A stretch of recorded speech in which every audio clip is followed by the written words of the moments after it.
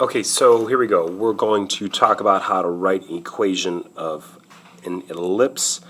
It's got focal points given, and it tells you that it has a major axis of 20. So based on all these different parts, we're going to be able to come up with the equation as well as that graph it. So I'm going to go ahead and shrink this while we're doing the work, and then I'm going to we'll go ahead and zoom in when we are ready to graph this guy. Okay, so one of the things we got here is we know that the focal points are at -8 and 8. So we know the focus is always on the major axis. So then that means if we go from -8, 0 to 8, 0, these are our two focal points. They're on an x coordinates. That's where the change is. The y doesn't change, so I know that the x value is moving. So I know that I'm dealing with a horizontal major axis. Oh, spelling that wrong. Okay, can't really think right now. Let's try that again.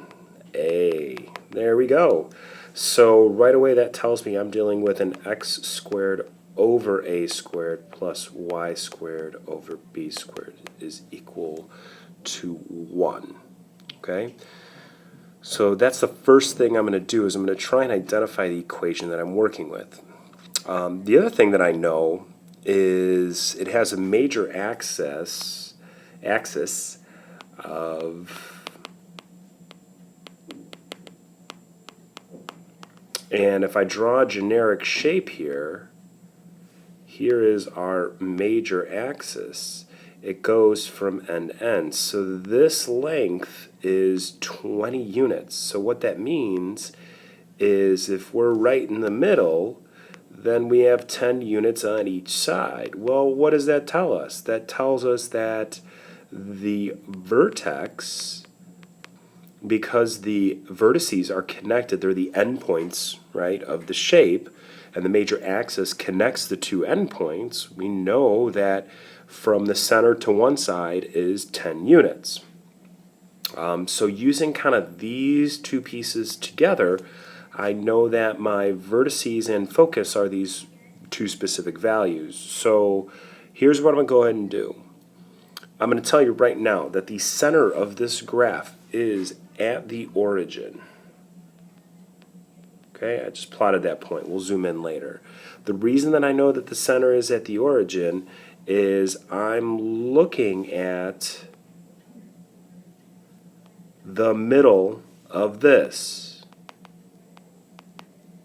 The middle of that is 0, 0. So I know my center is at 0, 0. I know a focal point are at plus or minus 8, 0. And the vertices, well, based on what I've done right here, I know that from the center I go 10 to the right and 10 to the left. I'm going left and right because we got a horizontal major axis. The x it's longer in the x direction. So that means I need to go 10 to the left of the center and 10 to the right of the center. So that's going to give me plus or minus 10, 0. Okay, so now I've got my center, my focus, and my vertex. Now I just need my co-vertex. So let me erase that line. So how do I find my co-vertices? And so there's a formula that we're going to use here, and the formula that we're going to use is based off of Pythagorean theorem, and the co-vertex is going to be a squared minus b squared is equal to c squared. C is our focal points. B is our co-vertex. And A is our vertex. These values are distance from the center. Okay, I know there's a lot in this, and we're just going to do the one video, and then I'll do another example after this. but there's a lot of information in these that you got to make sure that you get down. So we got all these formulas, we got all these ideas, we got to analyze some of the parts along with the vocabulary and determine where the center is. So that's, there's a lot to these problems. You got to make sure that you do it in practice. Next thing we're going to do here is we are going to find the covertex. So for the covertex, this was information I was all able to obtain by the description. So the covertex, I'm going to use a squared minus b squared is equal to c squared. Well, I know a is equal to 10, and I know c is equal to 8. These are the distances from the center. So I'm just going to go ahead and plug them into my formula, and I have 10 squared minus b squared is equal to 8 squared. And yes, it's Pythagorean theorem. And so I just go ahead and solve, and I get negative b squared is equal to negative 36 after I balance it out. So b squared is equal to 36. So b is equal to 6. And don't worry about the plus or minus. Actually, do worry about the plus or minus, because then you know you're going in a positive and negative direction for the covertex. And so these guys are going to be plus or minus, excuse me, I did that wrong, because it is a horizontal major axis. That means that the covertices are moving up and down the y. And so these are all the pieces that I need for the graph. Okay, so I'm doing that all right now. For the equation, I'm going to come use this guy right here. I know I'm centered at the origin, right? So I know that the x squared plus y squared equal to 1 is not going to change. I put in my a value, so that's the distance from the center to the vertex, which is 10, so 10 squared, so that's 100. And then the b value, okay, well, what's b? That's the covertex, right? So I found that is 6, so that's going to be 36. So this is my equation. Now that I got my equation, I'm going to go ahead and come back up here. I'm going to start plotting all these points. So we're going to go ahead and zoom in.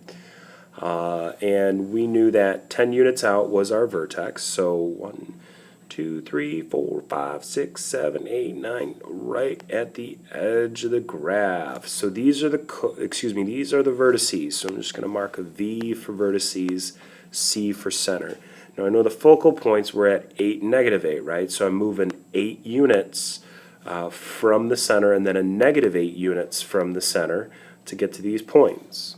And that's how I'm plotting these guys. So that's why we got the plus or minus located there. And then last but not least, we have our covertices, which are 6 units. So that should be 6. 1, 2, 3, 4, 5, 6. There we go. And these are my covertices. So once again, we went ahead and moved down 6 and up 6. And if you notice something right here, if I connect these guys using a Pythagorean theorem idea, this would be 10. That's how we get that formula we were working with. So the distance between the covertex and the focus is actually the length of the vertices. So I'm going to go ahead and draw my circle. I'm going to pick a purplish color. We'll go with that and see if that spices things up, because I know I generally only use black, red, and blue. We need to thicken that graph a little. We need to make that look a little bit nicer. There we go. And this is our ellipse. This is the top part of our ellipse. And this is the bottom part of our ellipse. And there we go. And notice that the focal points are inside of the shape. So for an ellipse, focal points are inside of the shape. It kind of actually looks like Baby Stewie, so if any of you watch Family Guy. So anywho, we'll have another video. I know this one's kind of long. There's a lot of information.